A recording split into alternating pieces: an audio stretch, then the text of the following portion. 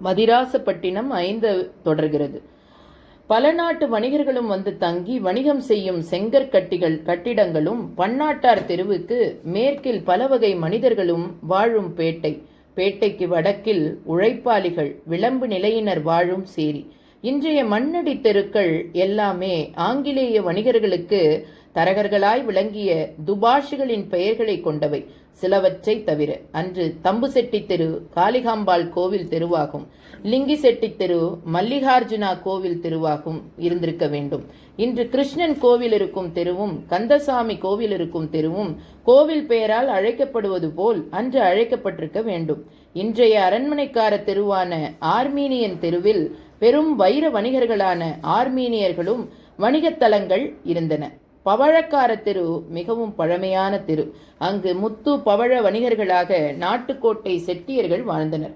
பவழக்கார தெருவிற்கு மேற்கே இன்று முத்தையால் பேட்டை என அழைக்கப்படும் பகுதி. அப்பொழுது போபம்ஸ் பிராட்வே கிடையாது, கிறிஸ்துவ தேவாலயங்கள் கிடையாது, ஏழு கிணறு கிடையாது. இன்றைய ஏழு கிணறு அன்று விவசாய கூலிகள் வாழ்ந்த சேரி. இன்றைய ஏழு கிணறு மார்க்கெட்டை பரச்சேரி மார்க்கெட் என்றே அழைக்கின்றனர்.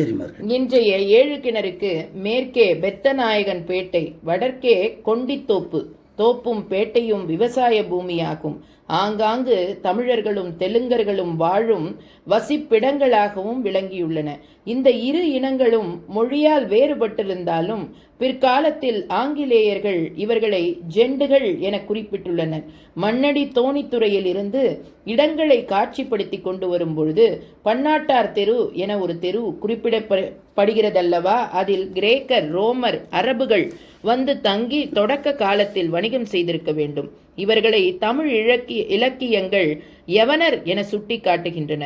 இன்று மதிரசாப்பட்டினத்தில் பன்னாட்டார் தெரு என பெயர் பெற்று இடம் கிடையாது. எனினும் தமிழகத்தின் கீழக்கரை, தோண்டி போன்ற கடற்கரை பட்டினங்களில் இன்றும் பன்னாட்டார் தெருக்கள் உள்ளன. காலப்போக்கில் சீனா போன்ற கீழை தேசத்தினரும் பங்கு பெற்ற பன்னாட்டார் தெருவில் கிரேக்கர், ரோமர் வருகைகள் குறைய அரபு தேசத்தினர் மட்டும் தொடர்ந்து வாழ்ந்துள்ளனர். தொடக்கத்தில் மேலை நாட்டினர் யவனர் என பொதுப்பெயரில் குறிப்பிடப்பட்டனர். காலம் கனிய கிரேக்கர், ரோமர் வருகை மறைய அரபுகள், மூர்கள் என அழைக்கப்பட்டனர். கபாவில் 365 சிலைகளை வணங்கிய காலத்தில் இருந்து அரபு வணிகர்கள் கீழை தேசத்து தொடர்புகளை வளர்த்துள்ளனர். மண்ணடி பன்னாட்டார் தெருவிலும் வணிகத்தில் கோலாட்சியுள்ளனர். கபாவில் சிலைகள் அழிக்கப்பட்ட பின்னர் மதம் மாறிய அரபுகள் முஸ்லிம் வணிகர்களாக மலபாரிலிருந்து மதராசாப்பட்டினம் வரை தம் வணிகத்தை தொடர்ந்து